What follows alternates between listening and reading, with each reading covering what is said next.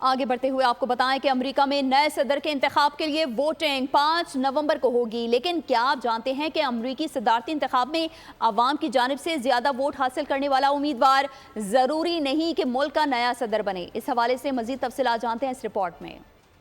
امریکی صدارتی انتخابات میں صدر کا انتخاب براہ راست عام ووٹر نہیں کرتے، بلکہ یہ کام الیکٹورل کالج کا ہے۔ الیکٹورل کالج میں کل 538 ارکان ہوتے ہیں۔ کسی بھی امیدوار کو صدر بننے کے لیے 270 الیکٹورل ووٹ درکار ہوتے ہیں۔ زیادہ تر ریاستیں اپنے تمام الیکٹورل ووٹ اسی امیدوار کو دیتی ہیں جسے عوامی ووٹوں کی اکثریت حاصل ہو۔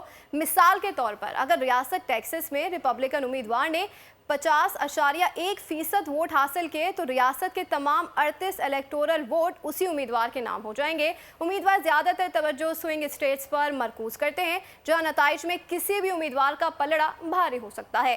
عین ممکن ہے کہ کوئی امیدوار قومی سطح پر ووٹرز میں سب سے زیادہ مقبول رہا ہو لیکن وہ صدر بننے کے لیے درکار 270 الیکٹورل ووٹ حاصل نہ کر سکا۔ عوامی ووٹ میں اکثریت حاصل کرنے والا امیدوار ضروری نہیں کہ صدر بنے۔ 2016 میں ڈونلڈ ٹرمپ نے ہلری کلنٹن سے کم عوامی ووٹ حاصل کیے مگر الیکٹورل کالج میں کامیاب ہو گئے۔